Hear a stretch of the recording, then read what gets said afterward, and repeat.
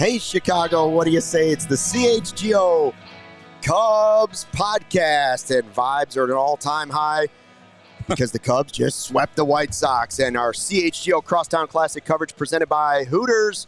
Hooters, your spot to catch all the games this season. Step up to the plate for world-famous wings, delicious seafood, stacked sandwiches, salads, great drink specials, and more. At Hooters, it's always easy to pick a winner. 11 Chicagoland locations.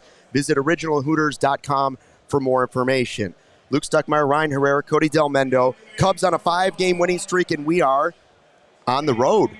On the road at the National Sports Collectors Convention inside the Ronald E. Stevens Convention Center in Rosemont. And we are 5 games away, I should say, from finding out what the Cubs are going to do at the trade deadline. Yeah. Now, last night was the big deal, Ryan. I had it pegged as the worst loss of the season. If you're going to lose to a team that's 20 games under 500 with your ace on the mound and your season on the mound, that was going to be the worst loss of the season. But Cody was there with our Diehards at our takeover, and he went from Captain Glum to walking around in his short shorts and just puffing his chest out, walking around, and what a change of events. It was like, and I wrote about this today, but it was, or last night I wrote about it, and it was, I went into it thinking like, okay, they beat the White Sox, it's still status quo, right? Like nothing really changes. They still have to go to St. Louis and take care of business, all that stuff. But then like coming out of it, it felt so much bigger than I thought it would be because they've been facing the Nationals, the Cardinals, and the White Sox, obviously, and 3 teams near the bottom of the division in their respective divisions, and not good. Beating them doesn't necessarily make you a good team. But here you have the Cubs at a time when they need to play well, go down decently big to the White Sox, and then immediately respond and show they have that fight in them. Like, yes, they still have to take care of business in St. Louis this weekend, but that felt, I don't know, that win just felt so much bigger than I thought it would, regardless of what happened going into that game. Coming out of it, I'm like, wow, that felt pretty monumental to as far as like showing this front office, like, hey, this team might actually, like, you can actually maybe trust this team after the deadline if you let them stick together. Cody, what was it like as a fan? Because we saw the pictures of you. It was a little bit of a roller coaster for you. Okay, first off, the one that Jake took from the very end of the row, how couldn't take it even in any worse picture? I have it up right now. I have it up. I mean, this picture. It's back on the internet again. It's awful. All right, and not because of what my mood is. I just look like I am 500 pounds in this picture, but I'm also I was mainly miserable. One, because we were getting our butts kicked, but also it was so hot. Yeah, muggy. I was sweating actual bullets, folks. Yeah. But other than that, though, the comeback, the greatest, or not the great. Well, you can argue. The biggest comeback in crosstown history for the Cubs. The biggest comeback in crosstown history. I have the video of Cody celebrating on Twitter, though, when the vibes were good. Oh, see, that's what we like to see. Yeah. 8 Those are unanswered good runs. ones. This picture that she had up, it's awful. It ranks among the top in terms of bad pictures of me. But yeah, I mean, what's funny is after the White Sox took the 7-2 lead, I'm sitting next to Herb from CHGO White Sox, and he straight up told me, he's like, I'm betting the Cubs right now. And I was like, all right, well, I don't have those cojones, but this team. So I wish I would have listened. But, the comeback, Morel getting the big hit with 2 outs after I think Swanson struck out the at bat before that, and you kind of felt like, they're only getting 1 run here isn't enough. You're not really gaining enough momentum. Then Morel was able to drive in those 2 to get it to, I think it was 7-5, and then the walks. Whether they left Lance Lynn in too long or they left Joe Kelly in too long, I don't know, but it was. If I'm a Sox fan today, I am at the lowest point of this was supposed to be winning window. Machine Gun Kelly was the end of their season. And then they traded away Giolito and Reynaldo Lopez. I heard a rumor that by the end of the game, Cody was walking out of Kaminsky Field yelling, "Respect me! Respect me!" No, don't let the facts get in the way of a good story. Watching Cody's resurgence yesterday through Twitter, I like, the Undertaker casket gif where he's like sits up, he's alive. You're like, that was Cody to me, because seeing the first picture and he's just so down in the dumps and then he comes back alive. That was the Undertaker perfectly encapsulates that for me. The video that Sarah mentioned, that video, that's after Bellinger hit the homer, and at this point it's 10-7. But before that, I felt pretty good about not blowing the game. All right.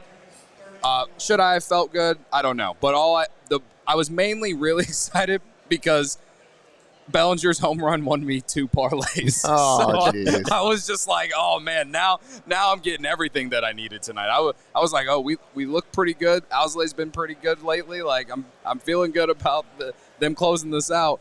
Then Bellinger comes up, and he earlier in the game there was at least 1 or 2 moments where he pulled a few balls down the right field line, but they went foul. Yeah. That time, that homer he hit in that was the 8th or 9th inning.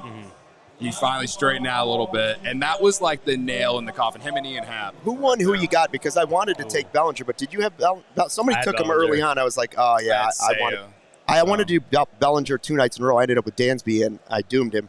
The question is, who has turned this Cubs possible season around? If they are not going to trade at the trade deadline away and sell off everybody, who has saved the season? Is it Cody by ditching the beer bat? Is it me for returning from? Is it me returning? Who you got? Hey, picks? 2-0. Some people are saying I've the spark they've been looking for. 2-0. Ever since I got CHGO hot, Cubs saved the season. Ever since I got hot and who you got, like the Cubs have also gotten hot. So That's wild. See, could it be any of us then? Yeah. Could be any of us. Whenever we make the playoffs, you can come back and acknowledge CHGO Cubs. Who saved the season? CHGO Cubs. I'm thinking back to that 5 or 6 run fifth, the go ahead rally, and because the bottom of the first, Stroman gives up 2 runs, and the Cubs immediately respond back with 2 runs. I'm like, okay, the White Sox aren't very good. Like even when they go down 7-2, I'm like, the Cubs are definitely, this game's not over. To see them put up 6 in that 1 inning, I was like, okay, I wasn't expecting that, but it was also like they had 12 guys go to the plate. They had 3 hits that whole inning. They had 2 hit by pitches, 3 walks. Yeah, the walks were great. A drop third strike that got a run in on a wild pitch. Like they didn't have an extra base hit. They did all that. They scored 6 runs and had 3 total hits. I'm like, one, that kind of just tells you how bad the White Sox are, like that in a nutshell. But it was also like, all right, this team actually has fight in them. Guys like Mike Tauchman having great at bats in that twice in that inning, right? He had the swinging bunt pretty much to start it off. He had the walk that tied the game up. Nico getting that bases loaded walk to go ahead, and everyone pretty much contributing in that inning. And I'm like, this team fights, and that's so like cliche, and like it gets very tiresome to hear it if it doesn't amount to anything. But like I said, like that, what it amounted to last night was like a seemingly pretty monumental win. Whether that leads to them taking care of business in St. Louis, like remains to be seen. But that just, again, that win felt way bigger than it had any business feeling like it should. I'm not going to say either team is good. I mean, our Sox are clearly bad. I'm not going to say the Cubs are even better than average. But if you're a Cubs fan, speaking on my own behalf, I can say that was one of the more satisfying crosstown games ever. That's up there with the Aramis Ramirez walk-off, which will always be my all-time favorite, because the front page of the Tribune the next day was the sea of blue standing up, Aramis going around first, and my buddy Chuck Garfien in the one red shirt in the stands, just dejected with his press pass standing in the front row. It's like, it's the funniest picture I've ever seen in my life.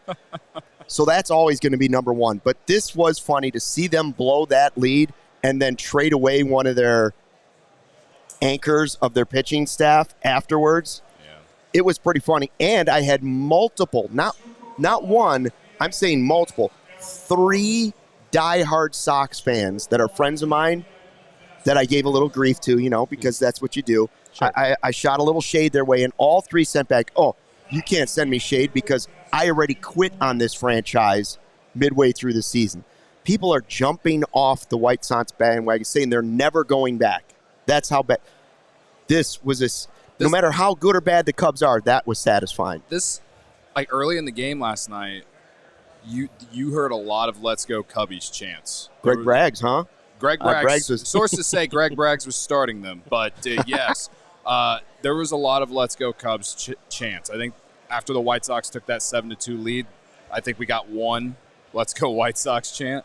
But then when the Cubs made that comeback, there were a lot of "Let's go Cubs" chants the rest of the game, and I think that's really telling. And I think on the shuttle from the takeover pregame bar, and even at the pregame bar, which by the way it was a really fun time. There were Cubs fans who came to the White Sox takeover technically, so that was cool. I wasn't the only one in blue, but a lot of it just feels like a lot of Sox fans are just more.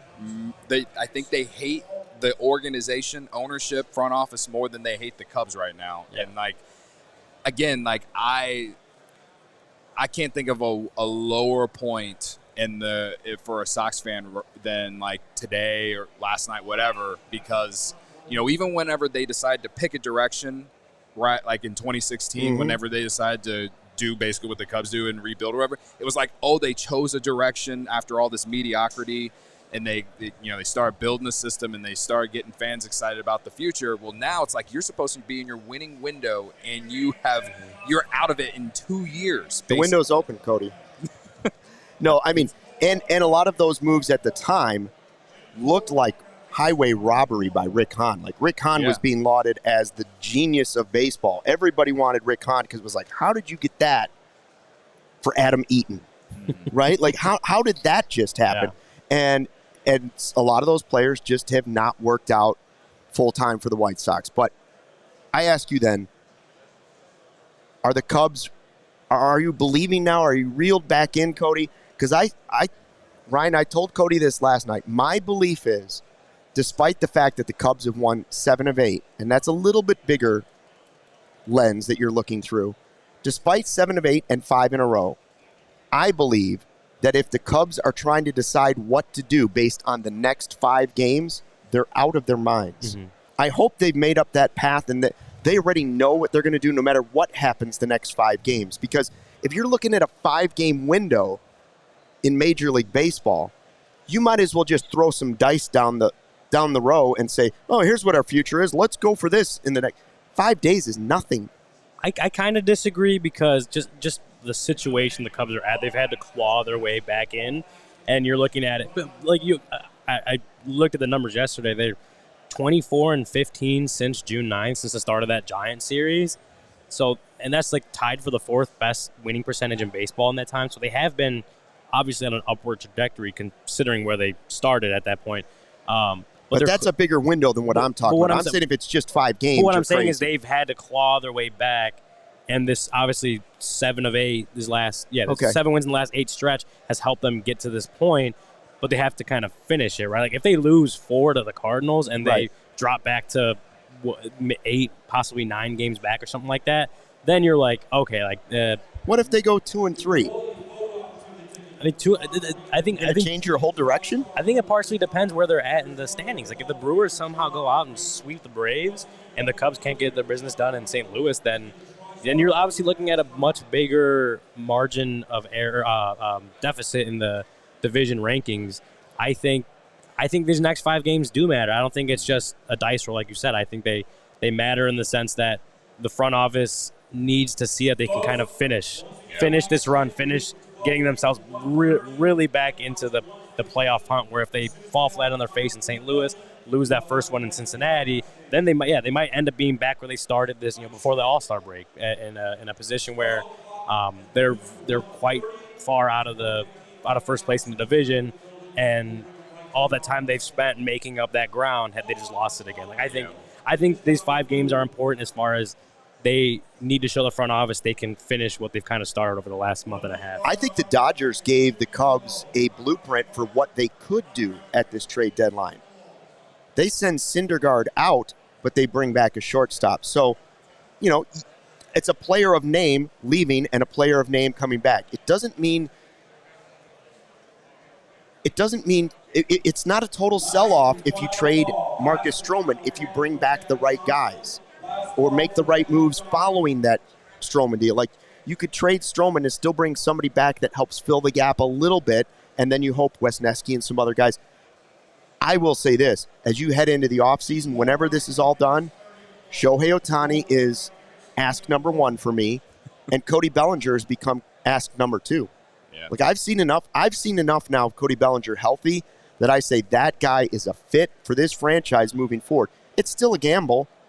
But when you see him come up and have fun afterwards, he's hugging guys and he's hugging Nico and he's hitting home runs, and you can see that he's enjoying the energy that Chicago Cubs baseball can bring when it's winning baseball. Left-handed bat, could be your first baseman if you don't believe in Mervis. Could be your center fielder if you want to move PCA to a different position or ease him in. I would love Bellinger at any price coming back to the Cubs in the offseason. Yeah, I mean, going back to to bring it back around what you were saying, Luke, I said they needed to sweep the White Sox after taking the 3-4 against St. Louis at home this past weekend for me to, reel myself back in. And so I am once again reeled back in because that happened. At this point, now it's like, okay, get to 500. They have a good chance to do that tonight with Justin Steele on the mound in the Cy Young race. Has been really good. Bounced back in his last start after giving up 6 runs against the Red Sox. He has a good opportunity to help this team get back to 500. Last time this team was almost near 500, the Mancini error just ruined everything, and they lost 6 or 7 or something like that, and found ourselves 6-7 games under 500 again. They can't let if they lose one game against St. Louis, they can't let that one game let everything fall apart, right? I think if they win 3 or 4 or even split this weekend, I think that they're safe. I think the roster is safe in terms of are they selling or buying. But if they lose a series or get swept, then yeah, I think that things can revert back to selling more assets than you would like. Yeah. And I only say that I would think differently if Bellinger wasn't on basically a 1-year deal, and if Stroman wasn't going to be opt out. The way he's pitching his last 6 starts, I don't know if he will opt out now. But you know what I'm saying? If those things weren't a thing, then I don't think any of us would be questioning if they're going to sell those guys or not. But that's the situation that the Cubs are in. And so, I think they just have to at least split with St. Louis this weekend. And then I think if they do that, then I don't think they're selling Bellinger and Stroman both. I do think Stroman is still going to be on his way out. Sure, the deal you could have got for him a month ago is not as good now, but I still think you can get get some solid pieces for him. And again, I agree with what you're saying, Luke, about the Dodgers and Guardians yesterday. If they can get some guys that can, at least play with the Cubs next year, not necessarily play this year, but at least be able to do that, I'll live with it.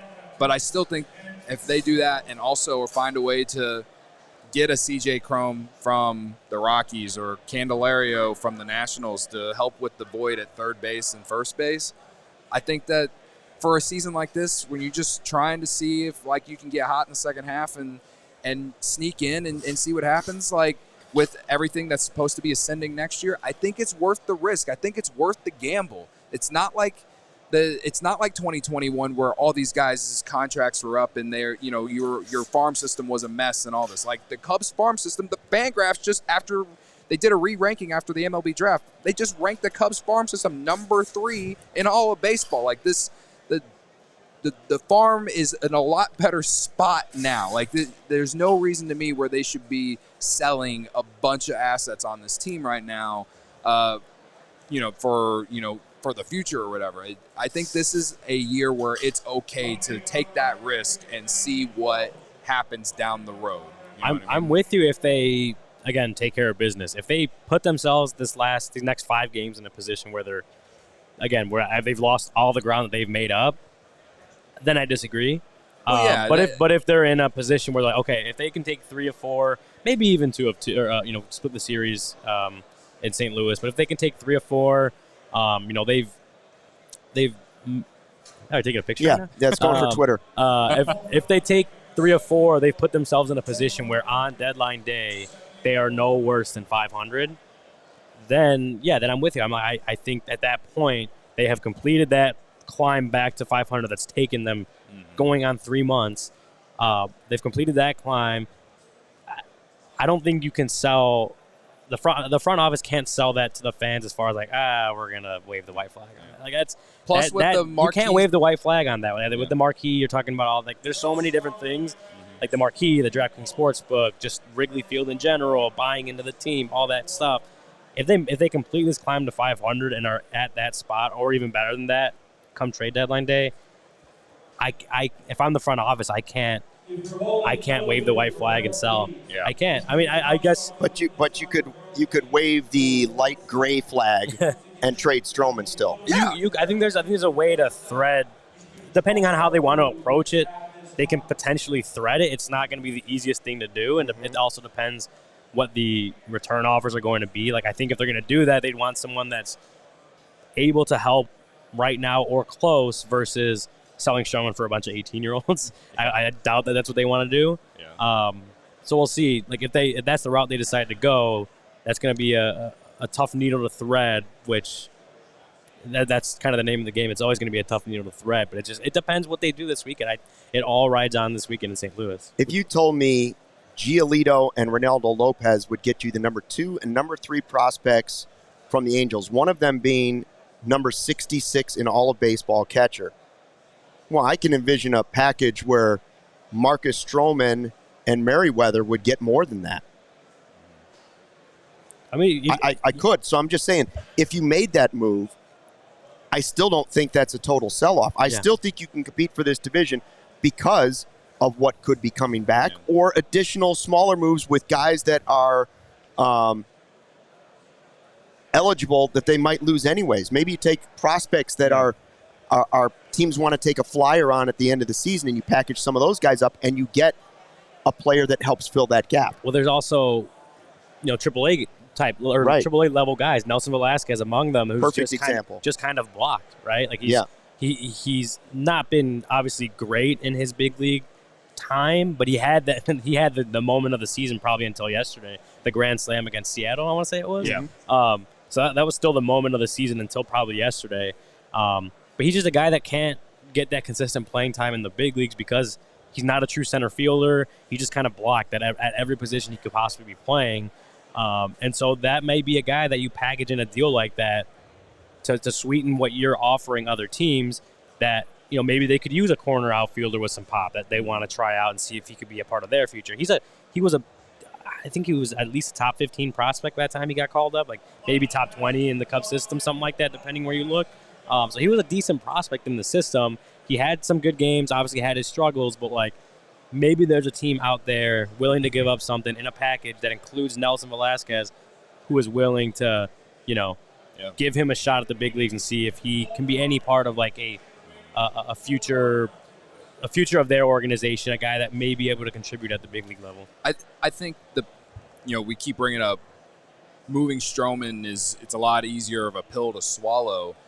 And the reason being is the Cubs, they have pitching prospects that not only are the organization high on, but I think fans are high on too. I mean, a lot of us are still high on Hayden Wesneski. He's been pitching well in Iowa of late, his last 3 or 4 starts. And, I know Ben Brown has had an up and down year this year, but he's in the top 100. And Jordan Wicks is your first-round pick from 2021. Unless you're trading him for something big for multiple years of control or something like that, the Cubs need to find out about these guys eventually, right? And Wesneski at least has major league experience. We've seen him be good at the major league level. We've seen him have his struggles, just like any rookie. I just think that it's an easier pill to swallow if you move Stroman, if you can get some solid guys that can contribute soon, and then give Wesneski a real opportunity to be in the rotation for the rest of the year. Because again, because again, this year, again, it was just all about playing. For me, it was all about just playing games that mattered in September. And if they get lightning in a bottle and they go to the postseason, great. That'll be awesome, and that'll be great experience for them and great momentum going into next year, no matter what happens there. But I just think that where they are organizationally, it makes a lot of sense to be able to just see how that plays out. Well, the Stroman thing, especially with the way he has trended his last 4 to 5 starts, too. It's easier to swallow because he hasn't gone out and done 5 shutout games in a row. If he had the best ERA in the National League still and he was looking unhittable, then you might say, well, how could we really say we're going to compete for the playoffs and trade that guy? But with the way he pitched last night, now I'm not saying there weren't some problems, but he also did get hit pretty hard. Yeah. And against a bad team. So maybe his value has dropped a little bit. It's just easier to swallow if you see a guy that maybe isn't at the peak that he was at earlier in the season. We have a special guest coming up. We are at the Ronald E. Stevens Convention Center for the National Sports Collectors Convention. By the way, if you want to see where we're at and stop by and talk to us, we're just to the right of the autograph section. Yeah. So the lines for the autograph people are in front of us. We are right to the side of where Mike Schmidt, Cubs killer, is signing autographs in booth number 14. Johnny Manziel is all the way down there. Johnny Manziel is here is in the building. signing autographs. Johnny Football is here. I saw Where Derek were you Jeter. when you're in the same building with Johnny Manziel? Derek Jeter was here earlier, too.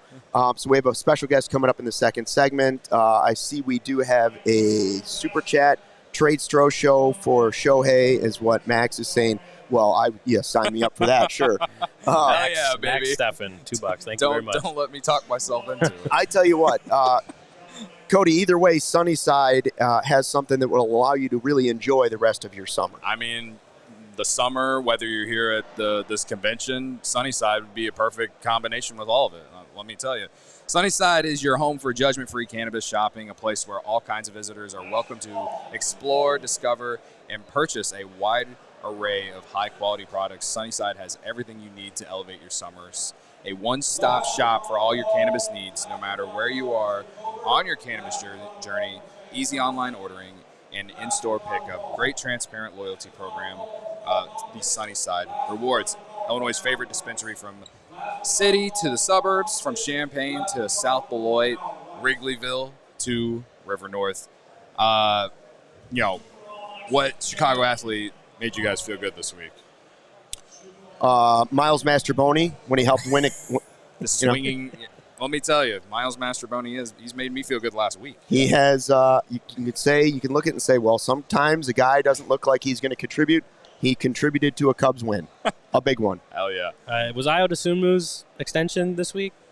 Yeah, I think so. If it's still considered this week, then he made me feel good. Welcome back, Ayo. I'll say Cody Bellinger because he won me over $100 last night. He won me Who You Got a few times last week, too. Thank you, Bellinger. He goes perfectly with this ad read, by the way.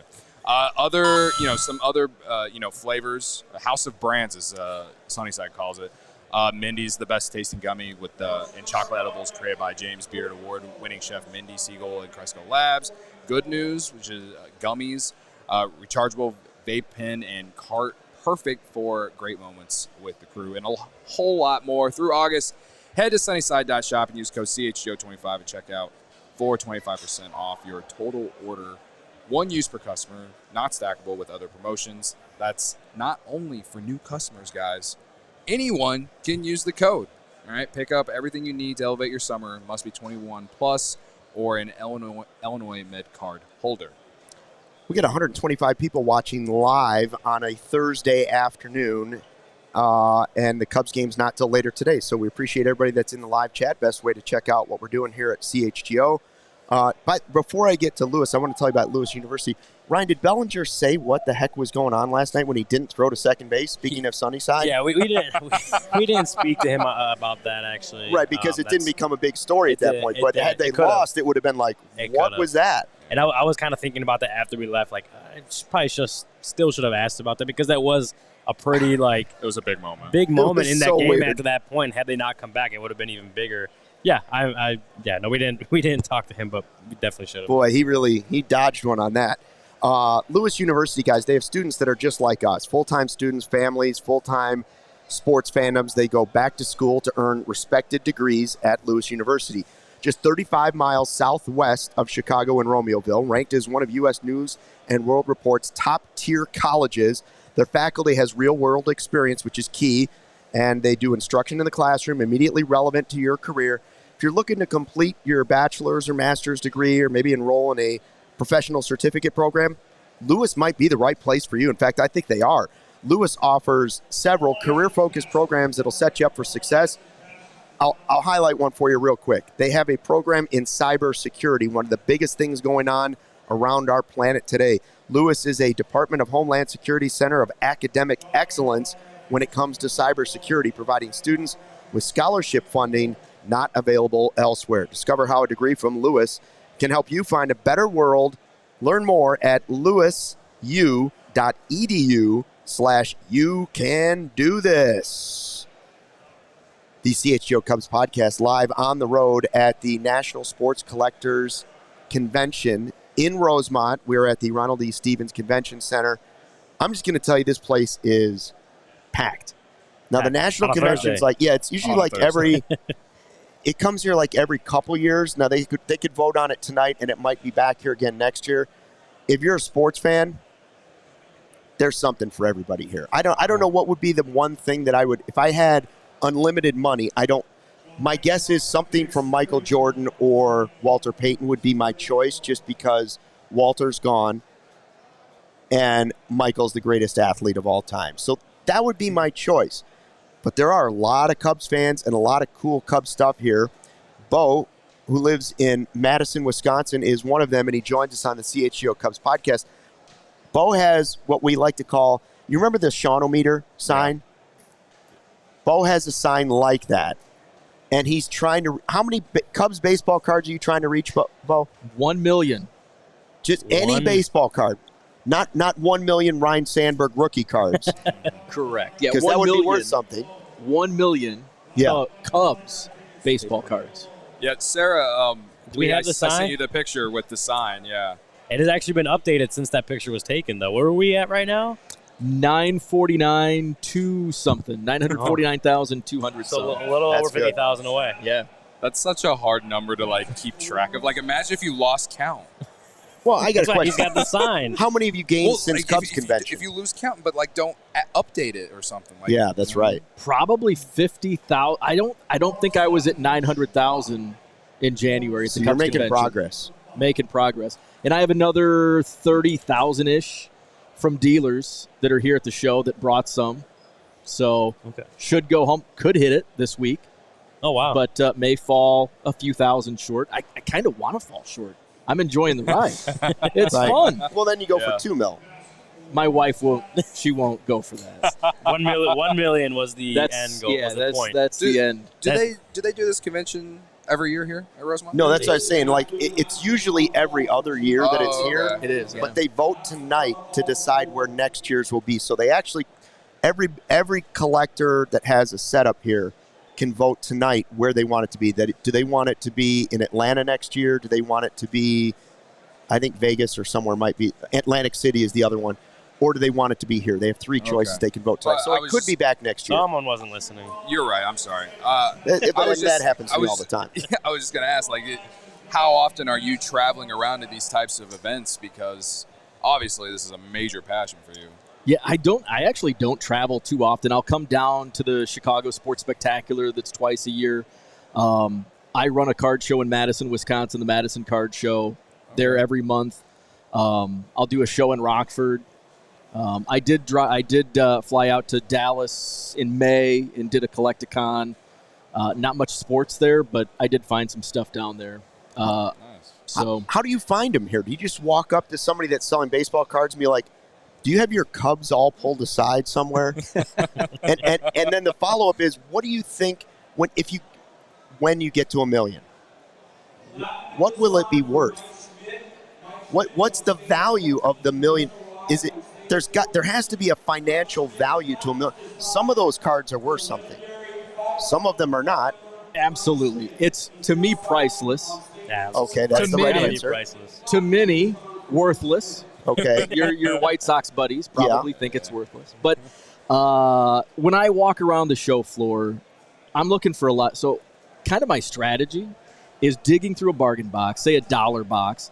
I'm looking for cards that I can flip for like $5, $10. Maybe find a gem $20 card in $1 box. Uh-huh. And then also find some Cubs cards that I think I don't have. I may have them. So then those flips kind of pay for the Cubs cards that I pull out. So that's kind of the strategy. But I also buy old stuff. I'll buy pre-war, early 1900s, tobacco cards, 1800s. So I'll look for some of that rare stuff. I don't really have a goal this week as far as my Cubs collection. It's just get as many as I can for a decent price. What's the most valuable card you have that's a Cubs card, and what's the least valuable, and why is it Jonathan VR? Do you have a Jonathan that VR wasn't card? fair. That wasn't fair. I have many Jonathan VR cards. Yeah, that's unfortunate. They're Luke toward would like the. one. It's a joke. I don't Yeah. mean any. Yeah, you do. The Yeah, he does.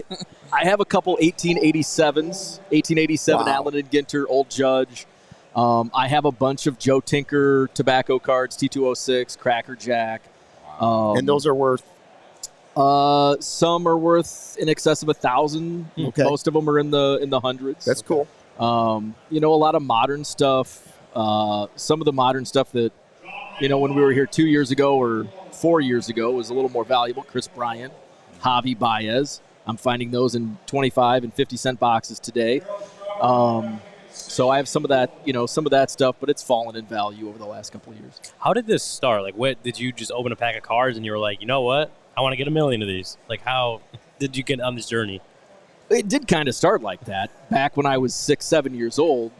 My first cards that I remember, my first Cubs cards that I remember was, I don't know if some of you guys might, I think you guys are probably old enough to remember back in the I 80s certainly am. couponing. Yeah. Remember? Yeah. Mom no, was not me. couponing. Not me. Okay. Oh, yeah. Okay. He is. We're old enough to remember. Yeah. So mom was couponing, and I think it was like one of the cereal companies. You send in so many UPC codes, Yeah. and this kids back in the day, you send in these coupon codes, and then 6 to 8 weeks later, they send you whatever the Prize. the prize. Yeah. And A so set of plates. right, yeah. And so they had whatever company it was send in these UPC codes. You get a top set. This is 1989. Of course, the Boys of Zimmer. I'm 7 years old, loving the 1989 Cubs. And I get that Topps team set. I had to wait 8 weeks. It came in the mailbox. I loved it. And that is what started my, just insanity for Cubs baseball cards. What Very cool. are my I just found cleaning out my parents' basement. I just found all of my Ryan Sandberg rookie cards. What are they worth? Anything? Oh, yeah. They're probably $10-$15 depending on condition. Yeah, but I was going to retire on those. That was the original plan. Was Yeah. when I was collecting them as a kid, I thought these are going to be worth Yeah. millions someday. In 1990, I thought I was going to retire on my Earl Cunningham and Ty Griffin collection, but It didn't work out. Didn't work out. So Barb is angry, thinking that we don't read the chat anymore. She Oh, wants to know, Barb. do you have the Hannes Wagner cigarette card? No, I I wish. He wouldn't be here I if think he we did. all wish that we had the Hannes Wagner. I'd have a security guard standing behind me if I did. So he asked about the most valuable card. What's your favorite card? Are they one and the same? Do you have a specific card that may not be as valuable but that you treasure the most? I do, and I just mentioned the name Earl Cunningham, 1989 first-round draft pick. I grew up in about 2.5 hours from Chicago, Anawan, Illinois, tiny town. Kewanee was our big city. It had stoplights and a McDonald's there. And they had a Knights of Columbus. This is back in 1990 when card shows were king everywhere, kind of like, now. And Earl Cunningham played for the Peoria Chiefs, minor league affiliate to the Cubs. And so he was signing at a card show like $2 autographs or whatever it was. At a 1990 score, Earl Cunningham, and he signed it in blue Sharpie. And it looked sharp. I was so proud of that. My very first autograph that my parents let me, and you'll remember the big old bulky entertainment centers that you put those huge 19-inch TVs in these, cheap wood entertainment centers. Got to put it on top. Wow. Like next to my dad's car without the D, car show trophies. There's Earl Cunningham. Got like humid, and I tried to pull it out, got a little moisture in there, destroyed it. Earl Cunningham is like a recluse, and he doesn't sign. In fact, he did an interview a few years ago. I was shocked. So I've never been able to find an Earl Cunningham score autograph, and especially in blue Sharpie. I looked for about 15 years. And then a couple years ago, I had some 90 tops that people would send me like, hey, I've had this for 25 years. Somebody reached out to me on Twitter, and they said, is this what you're looking for? On eBay, Earl Cunningham, 1990 score in blue Sharpie, like $20. He had 3 of them. So I sent him an offer, $10, accepted. So now, finally, we've been reunited. Wow, that's a good story. Bo, I hate to tell you that's a fake. What was your favorite part of the journey? Just meeting people. Yeah. And that's us specifically. Exactly. Meeting you guys specifically. I think that's been just meeting people and just the conversations you get to have, because I'm just a big nerd, and anybody watching knows that. But I just, I'm so passionate about, the Cubs and the baseball cards and together. And I get to share that love with other people that love baseball cards, love the Cubs. And so I've met so many, people, friends, developed great relationships along the way. So that's way better than the cards. Yeah. Way Even better. Joe from Obvious Shirts got your own shirt. Man. I did. He's got custom.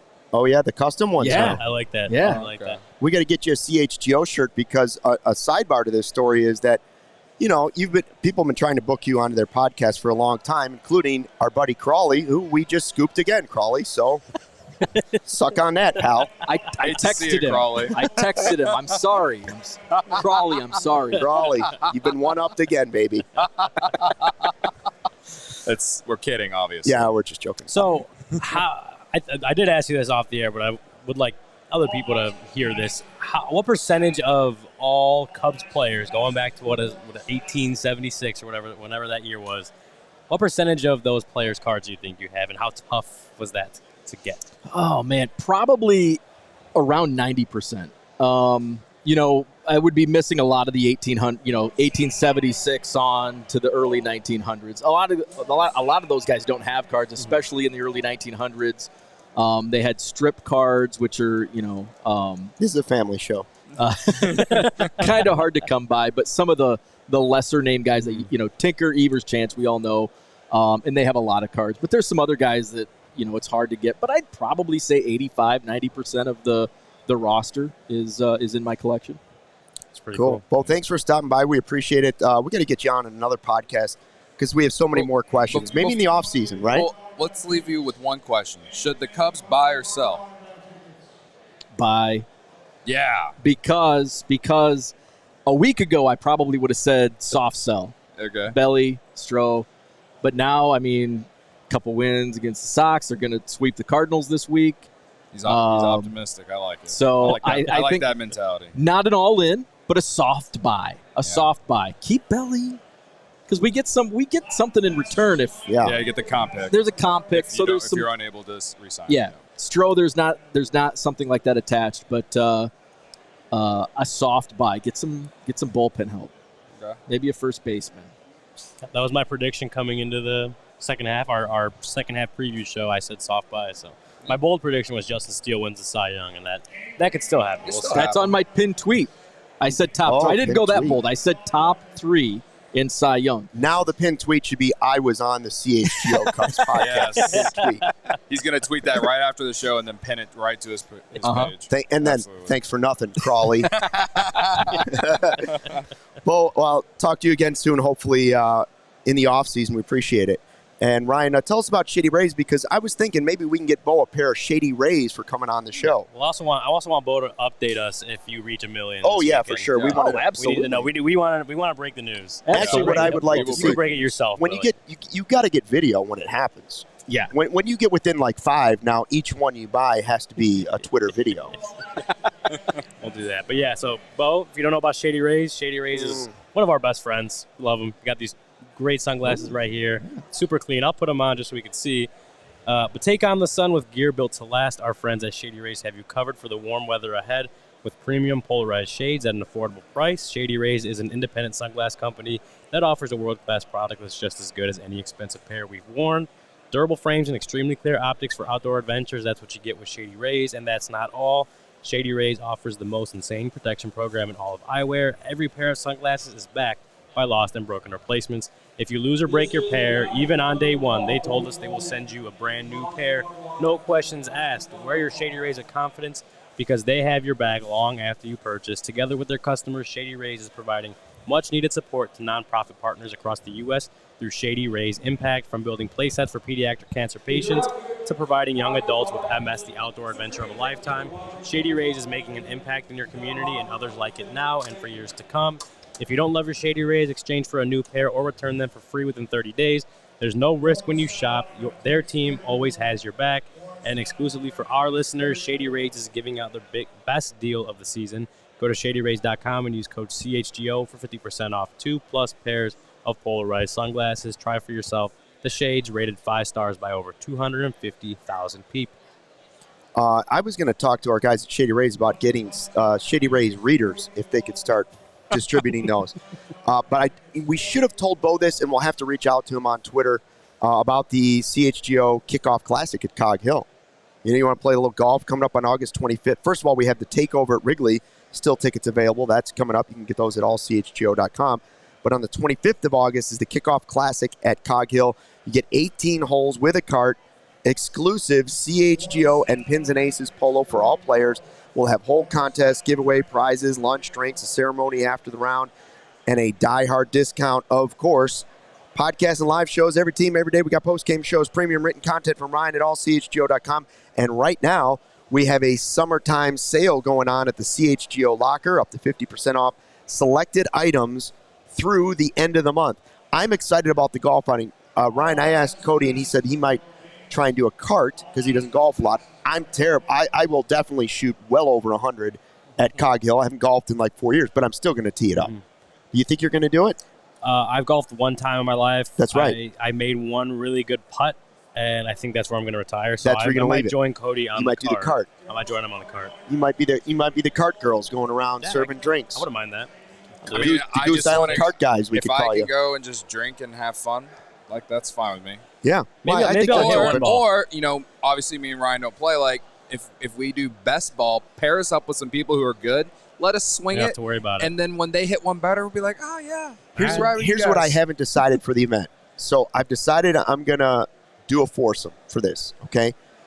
I can't decide if I'm going to try and do a celebrity foursome to play with me. Would that be more fun? Or I might just have buddies of mine come so we can have a good time. So I can't decide which way I'm going to go. But if I want to be competitive and serious, then I might go the celebrity route and find guys that I know are really good at golf that play professional sports. And then if I do that, then you guys can come and heckle all the other golfers, right? Because that's a part of golf that I think's missing. Yeah, get in their head. Miss it. Noonan. Just like beep. There's like hit the horn on the car. Yes, so that we have a better chance of winning whatever the prize might be. I need to know what athletes you're going to be bringing. That way I don't overreact whenever I see them show up. And I'm like, oh, you're here. They would. Right now, the three that I'm thinking of would all be big enough names that you'd be geeked out. Okay. But I don't know that I'm not leaning towards that route because all three of these guys would be hardcore into playing, and I'm horrible, so they wouldn't be thrilled with me for dragging my ball all over the course while they want to wait for their next shot. You could do your buddies and celebrities at the same time. Just get Cap and Chuck and maybe someone else. Oh boy, and onto the course. Well, I know Cap wouldn't care if I hit the ball all over the golf course. All right, so 5 games to go for the Cubs. We're wrapping up the show here in a second. In fact, we're a little bit over, but thanks to everybody that's joined us on the show. A lot of interesting names I've seen in the chat. People saying DJ Hurst, the Rule 5 guy. Maybe that's one of the players that ends up being shipped out. Yeah. Even though they like him, and maybe that's the type of guy that makes you a smaller move, but a move that can make you better for next season. I don't know. Yeah. But Jed Hoyer, this is a really important time for his career as Cubs general manager. This very important time for this team as far as what the hell they're going to do the last 2 months of this year. Like, this is as big as it gets right now. The last 2 years, you looked at the 21 deadline and you look at last year's deadline, and I guess going into him, I wouldn't say that you could sit there and criticize him for those moves being good or bad, or if it was the right direction. Maybe the 21 deadline you can argue in some aspect. I don't think many fans would do it now in hindsight, obviously, because all 3 of those guys, including Kimbrel, haven't done much since they left. But I think this is a deadline that could, in the moment at least, define him in some aspect as the general man, or not the vice president of baseball operations for the Cubs. Like, we've been waiting for just something out of the box from him. They've sold the last 2 deadlines, and when you're selling, you can get assets back. Look at prospect rankings, whatever, and think, all right, well, that seems like a good haul. We'll see. We can criticize it. See if we can criticize it in 3 or 4 years. I think this deadline could be one where we're thinking something in the moment, like was this good or bad or whatever, and we'll see if, in hindsight, if we like it or not in 2 months. So that's kind of the difference to me, at least, comparably to the last 2 deadlines of just full on selling. They didn't trade Happ or Contreras, but they still sold off like the entire bullpen last year. So. All right, they're telling us we got to wrap up here at the convention center. By the way, the line for Mike Schmidt, pretty impressive. Long. I think that's Darryl Strawberry, 2 down from there. Looks like it. I think this is Darryl Strawberry. Interesting. Sox legend Jeff Blum. I see him. Yeah, I'm going to skip that line. Bob Love, though. I see Bob Love. Yeah, Bob. I want to say before we head out, too, yes. we have a new shirt that you guys should yeah. go I to can't believe we did. CHGO.com. I can't believe we didn't even say Sweet emotion. Sweet emotion. Yeah, If you're there a we Christopher go. Morel fan, you gotta get that Pick shirt. it up. Didn't he pick it bring the up. sweet emotion last night, Yeah, pumping up the man. crowd? That was like the spark. That's the spark we talked about when he was struggling. Like, that's what the Cubs need is a player like that. Yes. When times are Big up. tough, that's the guy you Once need. again, CHGO Cubs saving the season. We drop a Christopher Morel shirt, and That's right. Hashtag vibe with us. yes, we saved the season. Sorry. Thanks for dropping in to check out the CHGO Cubs podcast. The CHGO Crosstown Classic coverage is presented by Hooters. Hooters, your spot to catch all the games this Love season. Hooters. Step up to I the love plate for their Hooters. world-famous wings. Can't beat them. Delicious seafood, stacked sandwiches, salads, great drink specials, and more at Hooters. It's always easy to pick a winner. 11 Chicagoland locations. Visit originalhooters.com for more info.